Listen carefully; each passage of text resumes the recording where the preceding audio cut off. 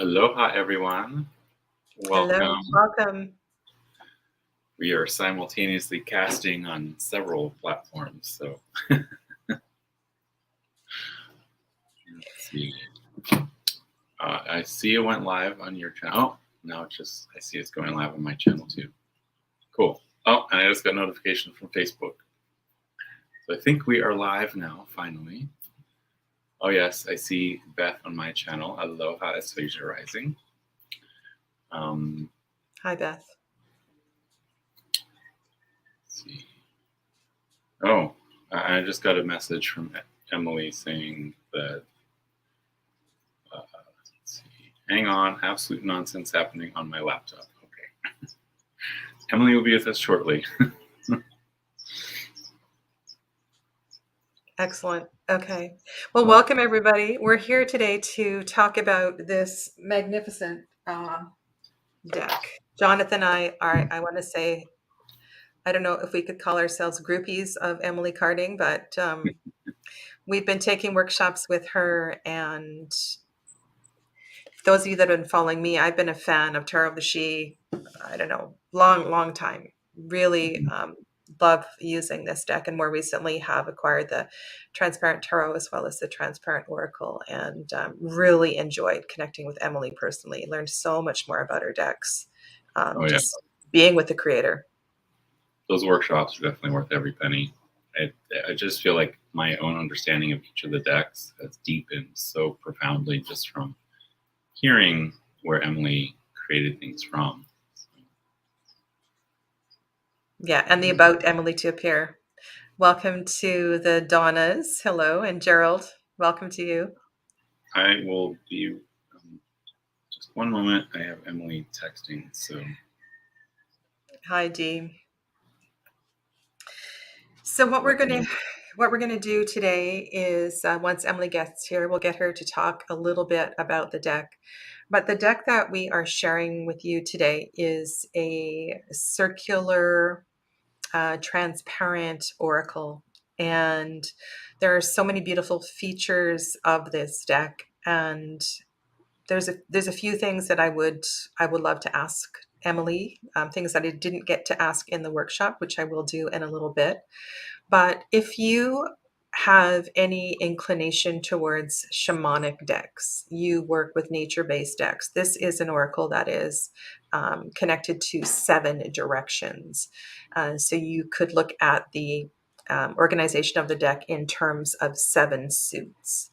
And beginning in the east with the rising sun, the east, the south, the west. West, of course, would be the setting sun. The north, the direction of above, so connecting to the star people, the sky, the planets, the energy, the celestial energy, as well as the energy of the earth. And one of the things that was new to me in Emily's interpretation of the direction of below was the connection to ancestry. So in my shamanic studies, I've connected the energy of below to Pachamama, and we call in all of the creepy crawlies and the fish and the 4-leggeds and the furry friends, and the earth and the plants and all of that itself. But in this particular deck, it's connected to roots and ancestry as well, which is really cool. And then the 7th direction is within, and that's not something I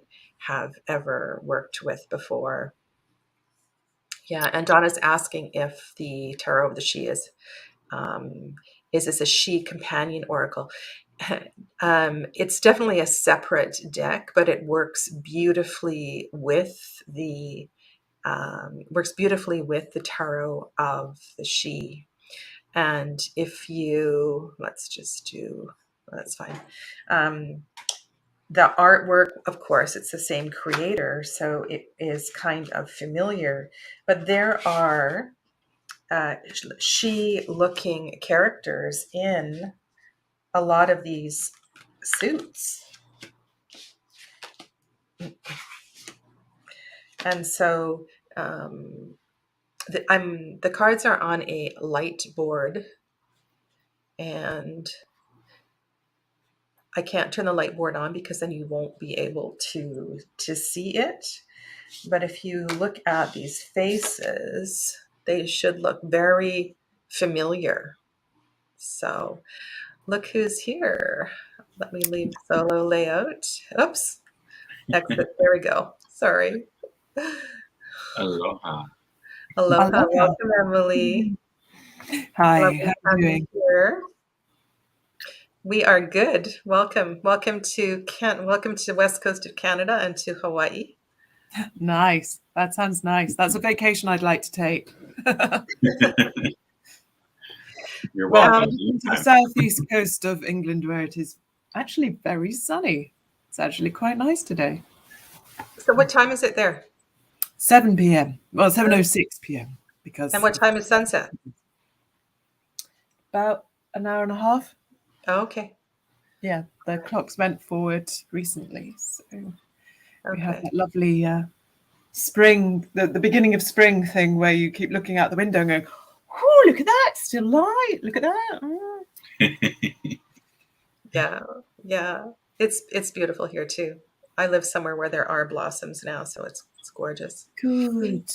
Yeah, Donna was just asking Emily if this is a companion to the She deck, and I was just commenting that a lot of the faces look very She-like, look very familiar. And is that an intention of yours?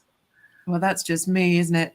No, it was sort of designed to be its own thing, potentially work very well with the transparent tarot, and just by benefit of coming via my head, it sort of also resonates with the She very well. So the 3 decks work very nicely together, and because of the way that I work, I suppose they do tend to come through with these sort of otherworldly features. I think that's just a feature of my style, you know. And I've never really had a knack for a normal sort of human face.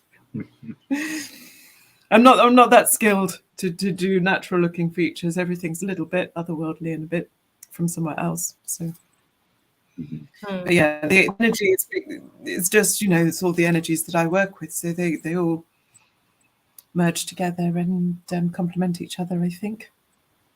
Especially if you're somebody who resonates with one of the decks, the likelihood is that you'll get something from the others. I like stacking myself.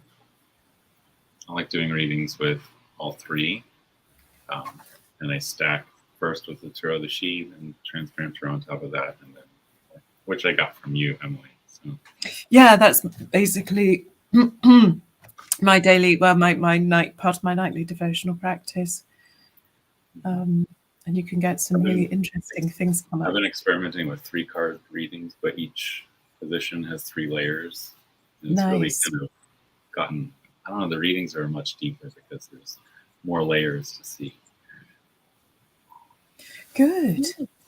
So Emily, why don't you just start by telling us a little bit about the journey of the Transparent Oracle?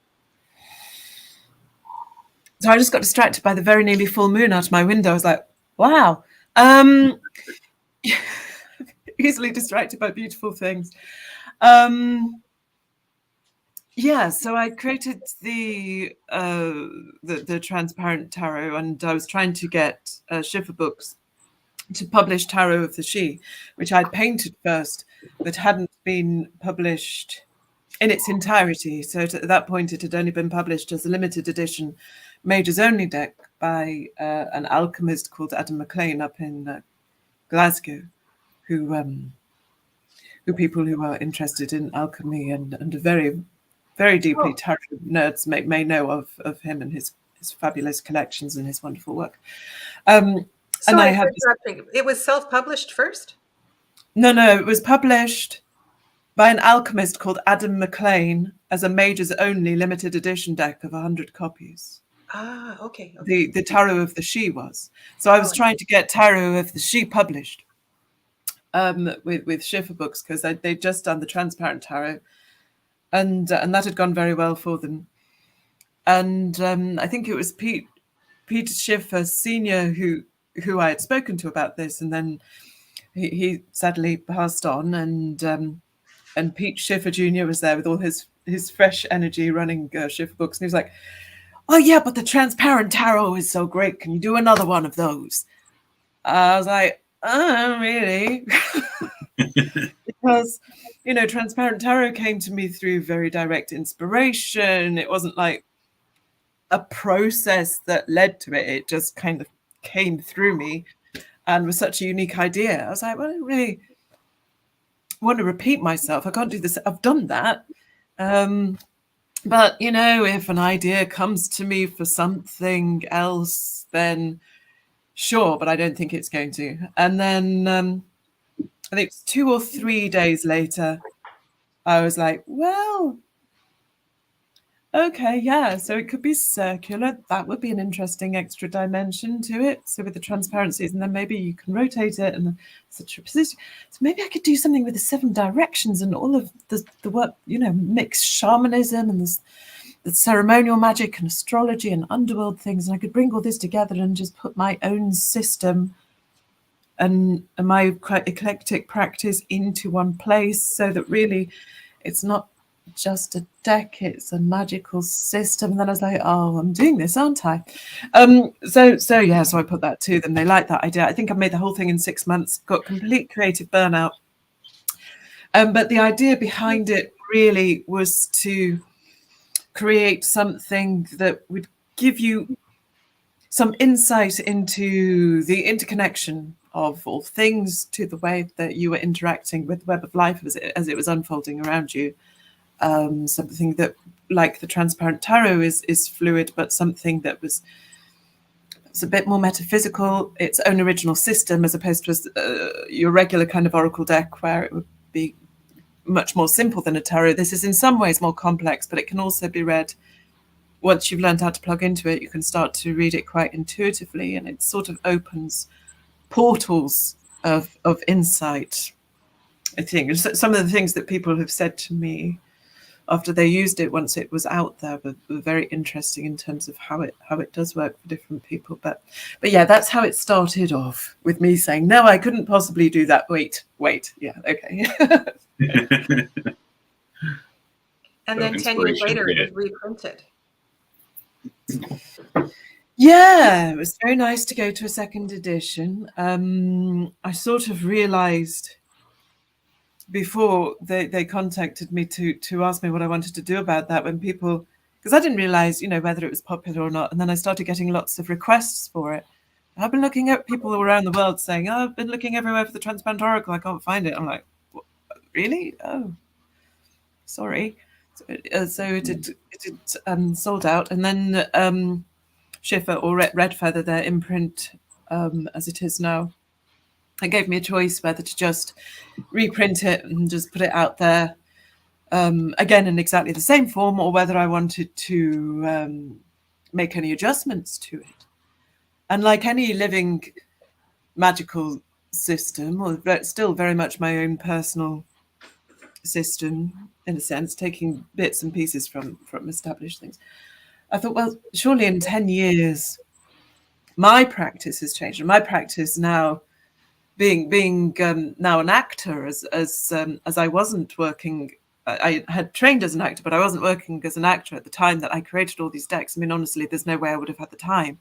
So it's why you haven't had much new from me in terms of stuff like this for a while, because I've been very busy with my acting work. So, but that made me think, okay, well, what should I add? I should add something to do with embodiment. And so that's where the idea for an archetype for each of the 7 directions came from. So those are the extra cards that you now have in the second edition. The 7 that are at the end of the numbers, because I noticed that you made sure that each direction had exactly 10. Well, because I know that numerology and numbers are important to some people. It's not necessarily something that I had intentionally integrated into the deck, but I thought if somebody's used to using this deck already, and I quite like the neatness of having the 1 to 10 for each of the 7 directions, I didn't want to mess with that. So then, given the choice of adding one to the end of each direction or putting the 7 new cards at the end, I opted for the latter because that seems neater, and wasn't going to mess with anybody's ideas of what the associations with each of the numbers for the cards came from. And that would have messed with my head a bit as well, I think. So yeah, I think people appreciate that too, because I hope often so. when second and third and fourth editions come out and everything changes, it feels like the whole deck is invalidated. And yeah, I know. I think this is really great that these were just added on to the end and not Oh, thank you. renumbering the whole deck. Yeah. Thank you. I have a question. Mhm. And that is to do with the directions. And this is something that is also common. This is common to the Tarot of the She. It's common to the Wildwood Tarot, which is also part of John Matthews' inspiration, right? And Mark Yeah, Ryan. interesting. Yeah. And that is that the first suit is the element of air. The first suit begins in the Yes. east and is connected to the element of air, which Yes. is a different notion from Golden Dawn ideas, where we begin with the element of fire and the pattern of the tetragrammaton. So Yeah, well, I mean, the stuff that's out there about Golden Dawn was what they wanted you to have access to. So they intentionally swapped a lot of stuff around because they didn't want non-initiates to have the actual system they were working with. So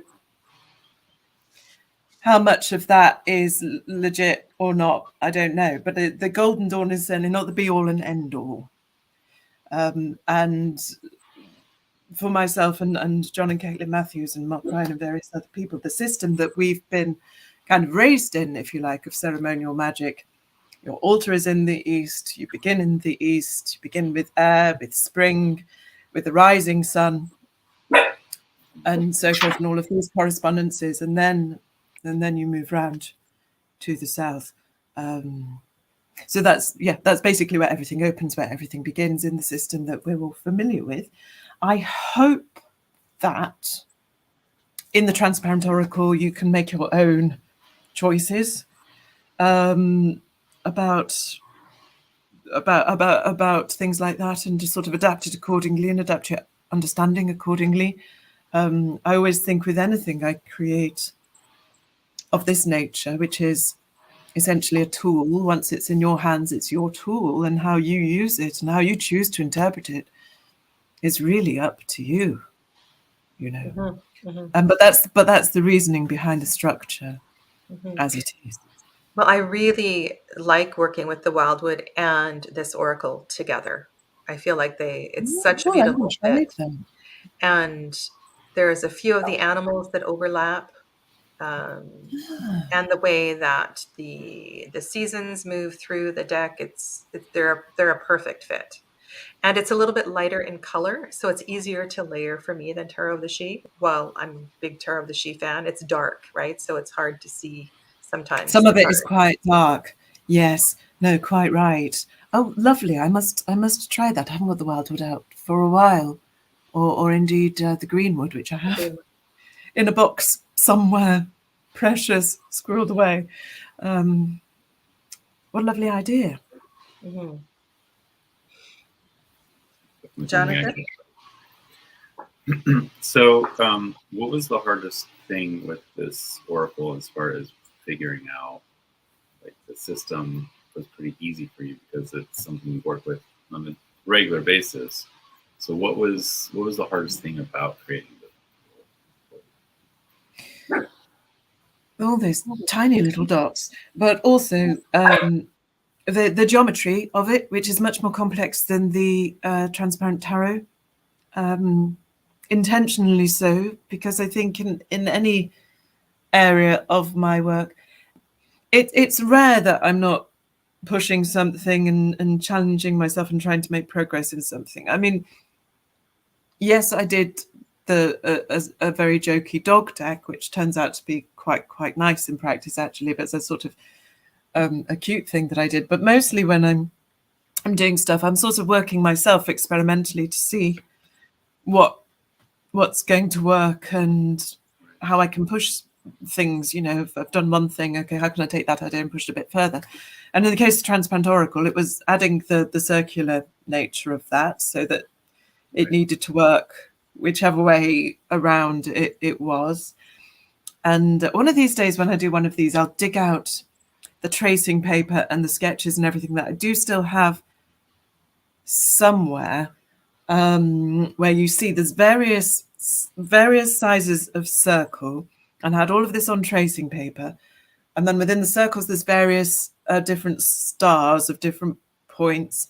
And then there's the square and the triangle and the different sizes of triangles. So all of these sort of sacred geometry stuff that's incorporated into the deck. It's kind of hidden. Sometimes it's more obvious. In some cards, it's more obvious than others. And you can sort of see that underlying geometry, but everything revolves around these particular shapes. And it was I think the challenge was the amount of time I was given to do it, to be honest.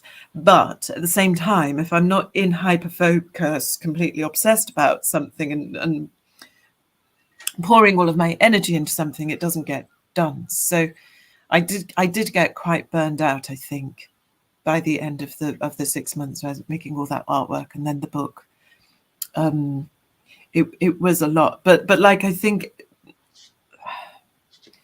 much like the tarot of the Shi, and to an extent the Transparent Tarot, although there was very focused mental process, you've also got a certain amount of channeling and trust and intuition going into that as well. And it's a lot. It's a lot of work. It's incredibly. I don't know whether I could do it now. But I look at it. I don't know about you. I look at everything I've done, no matter how recent or how long ago, and I go, how did I do that? I don't know. It just sort of comes through. So yeah, it was very rewarding and delightful to create artwork that was a bit more complex than the Transparent Tarot as well. We pushed it a bit further, like more color, more, it's prettier. Because I thought with the Transparent Tarot it would have to be as I did, very, very minimalist. And then in practice looked at it and thought, well, actually I can allow myself a bit more color and a bit more freedom and a bit more beauty here too. So just wonderfully rewarding, but I was incredibly burnt out by the end of writing the book, which is why you have spreads in that, which I never use. I don't know whether anybody uses them, but they wanted spreads, so there are spreads in there written by David Rankin. Out of pity, seeing me sobbing on a Skype call once, did that for me to finish the book. Actually, did try one of those spreads in the back. Oh yeah, the chakra spread. I did that. How was that? Last week, and it was really good actually, because the way you do it, you lay out the 7, and the top 3 get smushed together, and the bottom 3 get smushed together. So the heart chakras that connect between the 2 groups, and it really showed where the person was both mentally and physically. And interesting enough, the earth symbol was the heart chakra. So it was like being in nature and like connecting with earth is how this person connects their 2 halves, basically. Which was very on point for the person as well. So, I don't know. I haven't played with all the spreads, but I started playing with a couple. I've found it unusual that people use this deck for other people to do readings. Often when I speak to people who use this deck, they're like, yeah, but this is my deck for me. And I use for me and my personal things. I don't. I do. I think I've taken to using it in a particular way when I'm reading for other people. I tend to finish a reading with it. So I'll use the tarot, and perhaps I'll use the Shi and the Transparent together, or whichever one seems to resonate with the person I'm reading for. And then at the end, I choose 3 cards from the oracle and layer them to give them a sort of a positive focus to go and make the change that they want to make. So I'm very interested in turning a reading into a more positive, active process than a passive, receptive process for whoever I'm reading for, whether it's in person or or online, to give them something so they feel like, quite rightly, that they have choice and will, and they can put their intent into the world, that nothing is fixed. And even, if the reading's fantastic and it looks like everything's going to be great, it's like, okay, let's stay on focus. Here you go. And here's what's supporting you. Here are the energies connected to you and supporting you in your intent right now. So I find it very, very handy for that. Slightly off on a tangent, but but I don't tend to use the spreads, but there they are. There was a lot that was very challenging about creating it, but I'm glad that I did. I think I'm just about recovered 10 years later. That's good. Did you add anything to the second edition book? Well, let's see. So obviously there's the accompanying text for each of the archetypes, and I think something about why they're there. And I believe that I put in a bit about how you might use it with other decks, but I don't know, maybe that was the tarot. I can't remember. Do you have any idea how many things I've done since then? I literally like jumping from project to project to project to project, and I don't often look at my own book, so I couldn't really tell you. I think you probably have a better idea than I have. Not a great deal. I do remember when I was writing the book originally for the Oracle. Sorry, I'm surrounded by clutter here. My feet wrapped in a wire. When I was writing the book originally, I was like, well, okay, so this is a deck about the whole universe and your place in it. How do I write a book to go with that? So I can only really give you a starting point, and then you make your own notes and you build it yourself, really. It gives you an idea of how this works and what it's about and what it might mean, but then you're going to come up with your own personal associations. It's one that I really recommend people make your own notebook for and just add to it as you go, or just however you work best. Internalize that understanding, perhaps. But it was either that relatively small book or a frickin' set of encyclopedias, and I did not have time for that. So nobody wants to buy a huge box and here's the deck, and here's the accompanying book. Excuse me a moment. So yeah, no, I didn't add a lot. I added little bits, but I don't think there's enough in the world to write the absolutely thorough accompanying book. Right. Yeah. Y'all got to write your own versions of that. I'm sorry. I had a question. What was my question? Oh my goodness. What is my question? Oh yes, Emily. Let's do Gerald's question first. I'm going to write mine down. Gerald's question's on the screen. Yes. How is it teaching classes around your decks? Have you gotten any unexpected perspectives of the decks you've created? Oh gosh, constantly.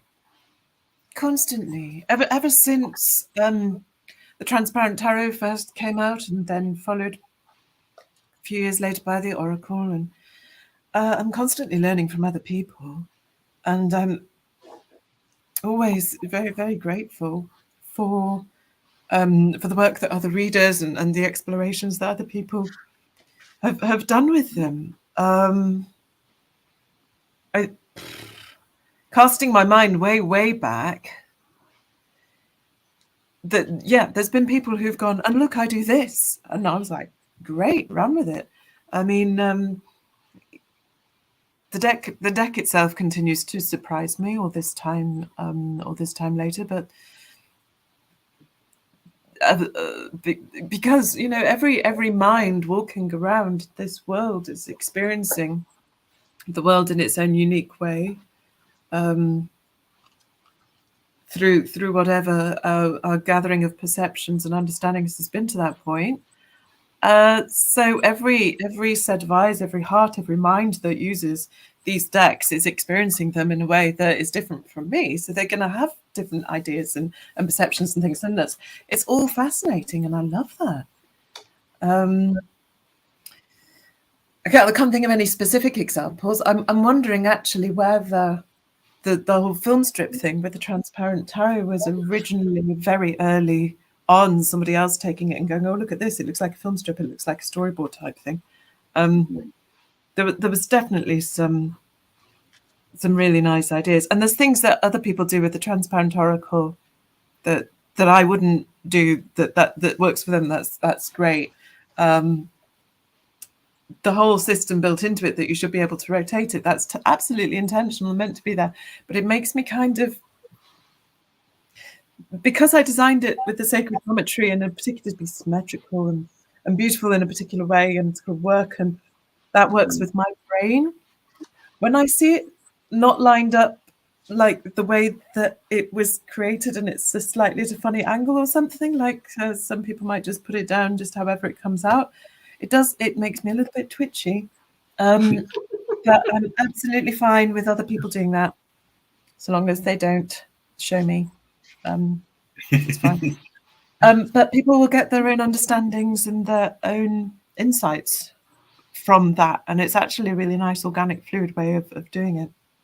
Other people have put down 3 cards and started just to see things that aren't even there. They've just instantly started scrying with it because it's created some kind of gateway into their subconscious. So they're like, great. I mean, a lot of the uses that I'll suggest to people now have come from things that people have said to me when they've been using them and this has happened for them. I'm like, maybe you could try this, you know? The scrying has been amazing. That is my favorite thing. Good. Oh, it's really, really powerful. My question was about the direction of within. Can you speak to the direction within? Because that's not something that is that I was familiar with. Yes, again, the system of the 7 directions that I've been working with for a very long time. And in essence, that is the axis of the whole deck, is the direction of within, because it really is about how the self, how yourself, you're connecting to the universe and what your place in the web of everything is. And then I was like, as a concept, that's great. So you're like, okay, so we've got 7 directions, north, south, east, west, we understand what that is. We've got above, we understand what that is. Yeah, that's the planets, and that's maybe some angelic stuff or deities and things. Great. We've got the underworld. Well, we know what that is. That's the ancestors and maybe the Grail Hallows and Styx and Arthurian stuff in there, and the She. It's great. Okay, so the direction of within. Yeah, we know what that.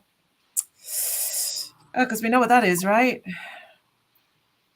Crap. It's like, how do I do this? Because it's like, okay, so I want to do the direction of within has to be about the self, and every self, as I was just saying, is so unique. So how do we relate to the world? Well, we relate through our senses and through sensing, through empathy, through whatever it is we're receiving here. But then we're also giving things out. So we're giving our voice. How do you put that in an image? The sensation of that, the sense of that. How do you convey something so intangible and ephemeral? So I went with these sort of energetic lines and patterns that radiate out or come in, or to try and convey something about what that is. This is an amazing card. Yes. Oh, thank you. Yeah, vision, right? Which can be talking about physical vision or otherworldly vision. It can mean any number of things in different contexts. And again, you can see the geometry that's happening there as well. So it almost looks like by the act of receiving light, we are also emanating it in a sense. And that's what it is, that interflow of energies of within and without, and the microcosm and the macrocosm reflected in that. And that really is the hub of what this deck is about. So you'll see that that was the decision that I made there on, okay, so it's all going to, the gateway of self is just the blank face and the hands, because the face and the hands are the ways in which we are pretty much identified in the world, the face being the gateway to ourselves, the eyes being the gateway to the soul, but also the lines on our hands being an identifying marker too. And then you'll see that repeated not only in the direction of within, but also in the masks that are sometimes presented as the guides and so forth, so they become a part of us and work through us or with us or so forth. If that makes No, impact. that makes sense. Yeah.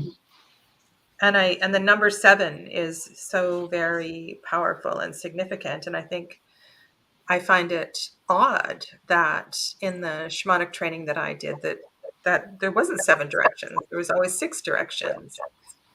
So, I find that odd. Yeah. mhm. Well, I hope that this has sort of helped to give you an extra piece, if you like, of that puzzle. How strange that, yeah, but there's so many different systems. I'm sure that your teachers had their reasons for having the system that they have, and that whatever it is that they've been trained in and raised in and so forth. But for me, this is what makes sense. And also having mostly the triple structure, so the 7 and 3 for me are two of the most significant and powerful numbers. And then just delighted when I had the chance to go back and put in an extra card for each direction. So I'm like, and now I can have 11 cards in each direction. Why didn't I do that before? But it was obviously meant to be the way that it was, because it might not necessarily have occurred to me. Well, it didn't to put in archetypes before, when I wasn't necessarily working in that way. So that's how things have unfolded. But I hope that has been interesting and enlightening to you, to bring in an extra direction and start to work with it that way. And the animals for each direction, how were they chosen? So for me, with anything, and I'm aware of the problematic nature of calling it shamanic, but really by that I mean, because most of our native practices here in this land were pretty much stamped out and were passed on orally, and then it sort of died out because there wasn't much left written. So it's all been sort of revised and so forth. But we do know that we had practices in traditional witchcraft and native practices of this land and in Druidry and so forth that were similar in essence to shamanic practices, where you would journey in another worldly sense, work with animal spirits and so forth. So for me, when you're working with anything that is land-based spirituality, you should be working with the land that you are on. And because this is my own personal system that I couldn't put the whole world in it. I'm like, well, just put my world. I mean, it was difficult to choose because there's just such a vast array of choice. But I was like, I'm going to work with animals that are or were significant in the culture that I am in and the land that I am in.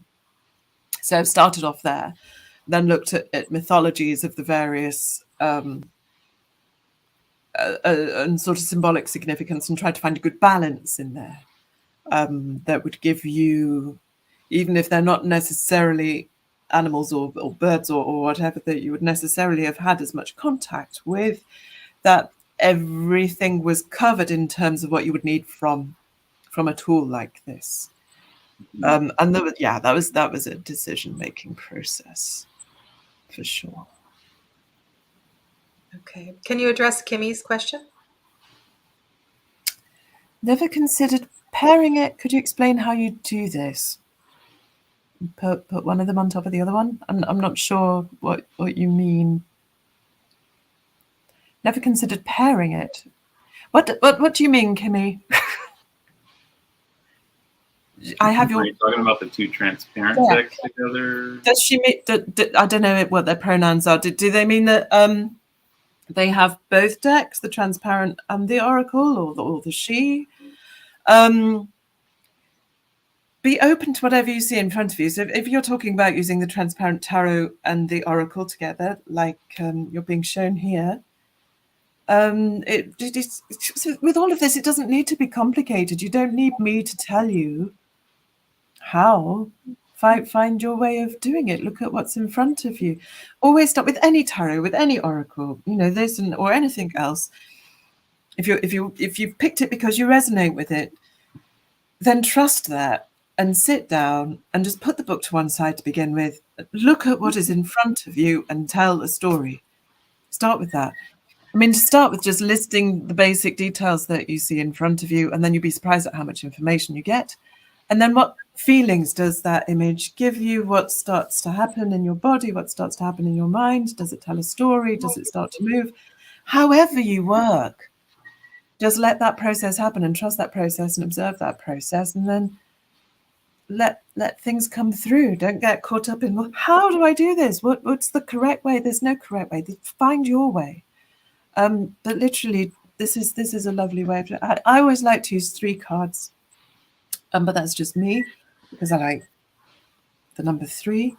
And so if I'm using the oracle with the tarot together, I might do 2 like this, but I'll generally, depending on whether it's a specific sort of answer that I want in terms of things that are happening in the external world, or whether it's more about an internal process, that weight may fall on the tarot. For more external things in terms of what's happening out there, and for internal things and connections, I may have 2 cards from the oracle and 1 from the tarot if my emphasis is on connections and internal processes. But that's going to vary depending what works for you. If you have some like more specific question about that, please feel free to pop it in here, because I want to be able to answer you, but really don't worry about there being right ways or wrong ways. Just find, play, find your way, experiment. There is no set way. Speaking of combining, just yesterday I did a reading for somebody where I did 3 positions, but then I started with the Tarot of the Chi, and I put transparent tarot on top of that, and transparent oracle to finish. This is like a last. Yeah, that's the order that I do too. Yeah. Right. I mean, it wouldn't work if the She went on top, of course, but yeah, I always go She, transparent tarot, then oracle. Yeah. Right, and it was a great reading because it was 3 positions, and each position had 3 layers, and the layers really spoke to each other in a way where I felt like it gave the full story instead of just part of the story. Good. Yeah, it was a nice deep reading, and at first I was like, well, okay, is this the past, present, future spread, or what are we doing? He's like, oh, I don't want to like put specifics. Let's just see what each pile says and how they connect together. It was a total story. It exactly explained where he is in the moment, and helped him realize he's where he needs to be, and the steps he's taking are the right steps. Good. That's great. That's great to hear. And I'm like immensely grateful for grateful to Red Feather, to Shift Books for, I don't know whether it's coincidental, whether it's the people who print it or whatever it is, that the cards, the transparent tarot and the tarot of the sheet is like the right size to work really nicely together. And then the oracle, which I understand is massive, and I'm sorry if anybody has small hands, but just fits so nicely over the top, and somehow the geometry of all those decks, which were independently developed, kind of click together. And 10 or more than 10 years for some of them. It's horrifying. Later, I'm still surprised by some of the things that come up, and I'm delighted. Emily, I put this card on the table because I want to ask you about your relationship with the Fae, with the elementals. Mm-hmm. Do you work with them, visit them? Can you describe your relationship with the elementals in your life presently or in the past? First of all, I'm going to make a distinction here between fairy beings, nature spirits, and elementals, which are all connected but not the same thing. The She possibly something slightly else as well. I mean, within oh gosh, I could talk for all night about that as well, so let's not. Right, okay, carding, be concise. Yes, too concise. Since childhood, I worked with fairy beings. I used to not having been obviously taught anything or trained at that point, I remember as a child, an older child, I can't remember exactly how old, but having a dream or having a series of dreams where a door in a hill would appear in my garden, and I would walk through this door, which was illuminated from within, and go down into a hill and meet all these mythical beings, and I would go and do missions for them in my dreams. And it wasn't until much later, when I started to read about things like this, that then made sense. Because when you're a kid, you're not, well, I suppose it depends on who your parents are. My parents were not these people. That was not the idea of fairy that I had encountered at that point, but it was there in my dreams. So that is a lifelong connection. And although I'm now in a town, and unfortunately, well, I mean, it's all part of the path unfolding, isn't it? I was in very rural. So when I made Tarot of the She, I was actually not far from here. I was about 10 miles inland from here, very rural surroundings. There were particular power places in nature, not that would have been remarkable to an outside eye or anything, just my own places that I found within walking distance of my house that I would work with and plug in. And then I was in Cornwall, and I was in the wilds of Dartmoor and Devon. I was in these wild places where I could find my places to plug in and work with the beings of the land where I was. That part of my practice is no less important to me. It's become trickier and less. It's no less fundamental. But now I'm in a town, I can't be out and I don't really have a space that I can. There's sort of there's been a shift of emphasis, but there's no less of a profound and important life path connection. It's just that currently there's less, because I'm so busy with acting work and travel, and I'm less rooted. That's what it is. I was very uprooted when I got divorced in 2014, and that's also when my acting career took off. So I had to leave Cornwall. It was a couple of years in Devon, which was wonderful, but this is quite lengthy. I'm sorry, it's difficult to explain.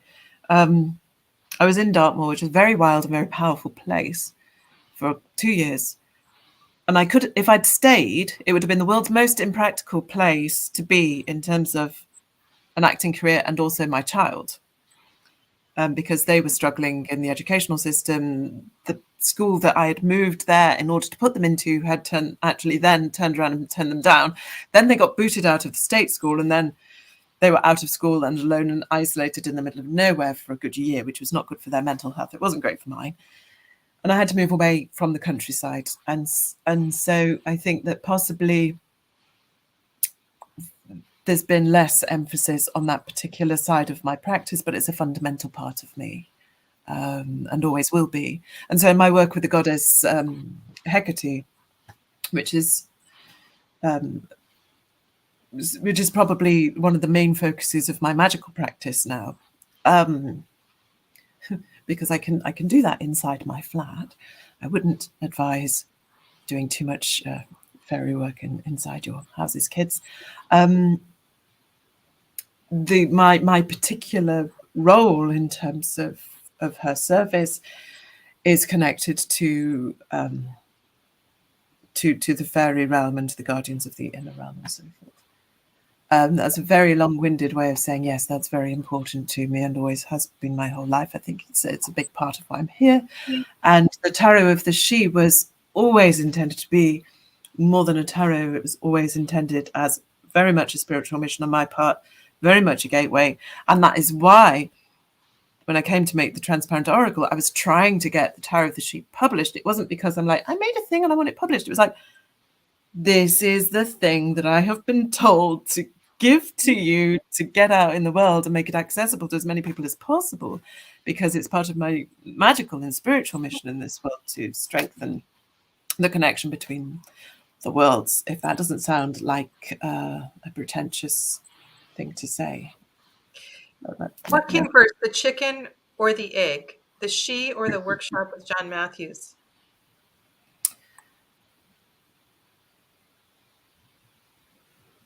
I guess I'm asking, were you connecting with the she before you had the workshop with John Matthews that inspired the Great. deck?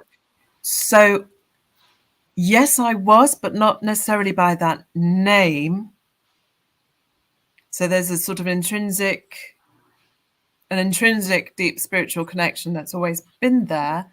And what unlocked that in terms of my work was the glyph of the she that John Matthews discovered, which set me instantly on the journey work that I did in that initial workshop with John told me to incorporate the glyph into my artwork, which acted as a gateway and so forth, and really set me along that path. That was the first thing that I had created of that kind, because my sort of overarching journey, because let's not forget that it's not an insignificant thing that I had a child. So I trained as an actor in the 90s, spent a few years doing bits and bobs of really not much. I did Cambridge Shakespeare Festival and a couple of nice things, but I hadn't really done much. Bits and bobs of this, day job, bits and bobs. Never planned to have a child, really. And then that unplanned happened. And then I left acting or trying to do all of that. And then I also left my first husband very shortly after. My little one was very little at that time. They're 20 now. Can you believe it? I can't believe it. And the very short version of that is at that point that I ran away with somebody who was also into magical things and so forth, and was connected to John Matthews and all of this. John's books I'd been reading for years and years and years and years and years.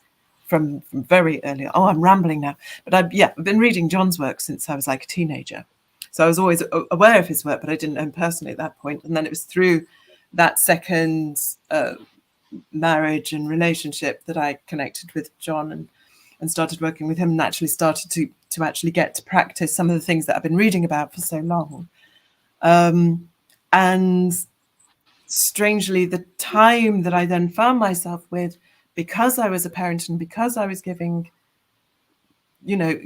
up that side of my career for a while to bring my child up, meant that I had the ability to then start to channel my spiritual side into creating things that other people could use as tools. So those two things kind of aligned through timing, and the fact that I was at home and in the countryside, and it all sort of, but it was always meant, it always felt like that was something that was meant to happen, and that connection felt like coming home from the dreams that I used to have when I was a child to the decisions that I made as a teenager about, yes, I'm going to be a druid and I'm going to do this, this and this and this. And then whatever that weird journey was and whatever that was all about, it all led me to the various places I was meant to be, and for all the unplanned, consciously, things that happened that was so life-shifting, having a child,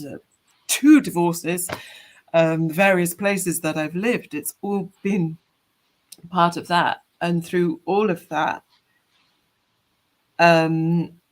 whatever the beings are that called themselves the she, how connected they are to the she of Irish folklore, really, I think that's something that still warrants a lot of exploration. But yeah, they've always been there in different forms, and there's other connections there. But Beth, I hope your question has been well answered. I hope I accidentally hit upon something useful in all of that rambling. Mm-hmm. And Gerald has asked if you have thought about another deck. Other people have done that. But Hecate was really very strongly involved in the inspiration of the transparent oracle, and you can see that sort of through it, the triplicity of it, the triple formed images. Hecate herself really makes an appearance, I think, in the Ancestor/Dark Goddess card. But for me, because the aspect of Hecate that I work with primarily is as Sotera, or the Anima Mundi, the descent of soul into the world and the animating of the world, and really that is so much what the Transparent Oracle is about. So in a sense, Transparent Oracle is my unofficial Hecate deck, but no, I do not have plans for a Hecate focused deck. I do have, within very convenient reach, because it's on my shrine just here, a Dice Oracle, which I developed with Sarita Deiste as part of the Torchlit Path course that we did. And at some point, when I have the time, this will be made available in a limited edition of hand-painted and blessed stuff with a nice little accompanying book. So in terms of Hecate divination, this is in the works, but I'm so busy. I'm lucky. There's not a lot of actors at my level that have the problem of having too much work at the moment. It's a bit mad. But yeah, so that's sort of a thing that exists and will eventually make it out into the world to be available. And I have some notes that I've made on another deck with a different theme of something that some people who know me might be able to guess. That's also something that's a big part of my life. Whether I ever have the time to do that or not, I don't know, but we'll see. We'll see. So just to return to the sheet, I remember when I took the workshop with you that you said that each piece of art was created in one sitting each, like so 78 sittings basically. Most of them. Mostly that was the way that that deck came out. So basically, it was a year and a day. Very, very fairy contract, year and a day. I wasn't allowed to drink during that whole time either. And I would sit down with pen, so there were no prior sketches or anything like that, and it would just get drawn straight out in pen. And the process of creating each of those cards would kind of reflect the energy of that card itself. So some of the earth cards, for example, took a bit longer and really needed a bit more craft and patience, whereas maybe some of the fire cards would go blah, and it would just come out. Some of them would shift as I was drawing them. Some of them would come through very much as I initially visualized it, and I had to kind of trust that process. And then I would paint in watercolors to try and keep as much of the fluidity of the original vision as possible. So yeah, so most of them were in one sitting. There was a couple that I think the longest was maybe over 3 days if something was really taking a while and really wanted to be very particular. And that was just the energy of that card. But yeah, I think the idea was to get that vision down and that energy in as swiftly and as fluidly as possible with each of those, and I hope that comes through. Definitely. Is the next deck to do in conjunction with So Potent Art and bringing the Shakespearean concepts into the tarot? That's what I'd like to do. Not tarot necessarily, because again, that's been done to death. There's a load of Shakespeare tarots out there now. I believe there's another really nice looking one that's in the works. I'm not interested in repeating things that other people have done, but I would like to make a deck of Shakespeare wisdom cards, which is complementary to So Potent Art. So takes a lot of the stuff from there and the understanding in there and puts that in an oracle deck form. So that's what I've got some notes that I've made on that, and I've been thinking about it for years. It's actually made it to note form now, so perhaps it will happen. I have the urge to do some art and some drawing, but I just, who knows? I'll probably get into hyperfocus and create it in an afternoon one day, but who can even tell? I hope that I get around to producing that at some point. But other things keep having to take priority, I'm afraid. But those are the potential plans. Do you have any other workshops coming up for people interested in working? I don't. I'm sorry, I don't. But I do have an online performance coming up, which does have a lot of very magical ideas in it. On April the 23rd for Shakespeare's birthday, and also the 400th anniversary of the publishing of the first folio. I have an online show created and written specifically for Zoom called Brave New World, and it's about one man's journey through death into the weighing of his heart in the other world, and it uses a mixture of stuff that myself and my fellow actor Miguel Perez, who is in LA, we've been working together online. We're dear friends. I've never met him in person. We connected over lockdown through doing Shakespeare online with The Show Must Go Online, which is available on YouTube for free for anybody who wants to watch any of those shows. And we were in a production of Hamlet online together, and he said, I want to work with you. And so we've been just very steadily piecing together. We started off bits, two-hander scenes from Shakespeare that we wanted to do with to begin with, we had quite a silly sort of concept, just a meta concept for tying it all together. And then it slowly became this incredibly spiritual thing about journeying through the underworld in a sense, and facing different aspects of ourselves, and sort of weighing up our relationships and guilt and things that we need to process before we could move on to a more balanced state of spirit through and so that's happening. That's if people want to come on, there's very limited space. It is just on Zoom. Oh gosh, well done.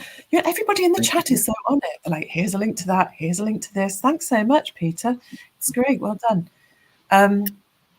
So there's limited space, but it'd be lovely to see some of you there. We will do a Q&A afterwards as well. So if you do come to that, just keep your cameras and mics off as you come in, because it is just a Zoom meeting that we're just doing a play in. And then we'll do a Q&A afterwards. I'm just about still around for it. I was like, I've got all these things going on. I hope none of it interferes with this. But yeah, it's hopefully that's still happening. But no workshops at the moment because I'm really busy. I'm in London tomorrow rehearsing for a play called Shadowless, which is based on so a woman in Devon has adapted one of the books by one of the women involved in the Castaneda movement. And so it's based on that work. It's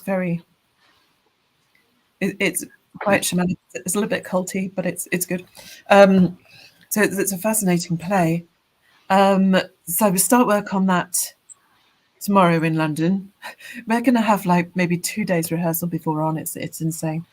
Then I fly to Serbia basically in the middle of the night tomorrow night to work on a feature film that I can't tell you what it is because I just signed an NDA, but it's very exciting. The door's just gone. 1 second. Can you get that, please? Thanks. So I'm in Serbia for a week. You're busy. And then I come back and do Brave New World, which is cool. Then, I've got Shadowless. I'm doing my own solo show, Quintessence, in the mornings while I'm in Devon doing Shadowless. I have Quintessence in the mornings, Shadowless in the evenings. More Richard III shows coming up for anybody in the UK who might watch this. I'm also taking it to South Korea in the autumn, if anybody in South Korea is watching. Then I'm at Edinburgh Fringe with a show that hasn't been announced yet, so I probably can't tell you what that is yet. But so basically, I don't have time to run any workshops at the moment. I'm sorry. If you're interested in that, I don't have a mailing list at the moment because I can't work it out. But if you follow me on Eventbrite, I'll probably stick with that because that's what I know and it's easier, and admin is not my friend. So just follow me on Eventbrite and it will come up whenever I put, how do you keep it all straight? Nothing's straight in my world, Peter. Nonsense. And also, if you're on Facebook, there's groups you can join, the Transparent Tarot group and the Transparent Oracle group. And Emily groups. Oh gosh, I mean, exactly. Follow me on social media and you'll be the first to know about anything that happens in my life because I spend too much time on it. I don't know how I ever get anything done, and I'm doing all these things. I don't really know how it all works, but somehow it does. So keep in touch.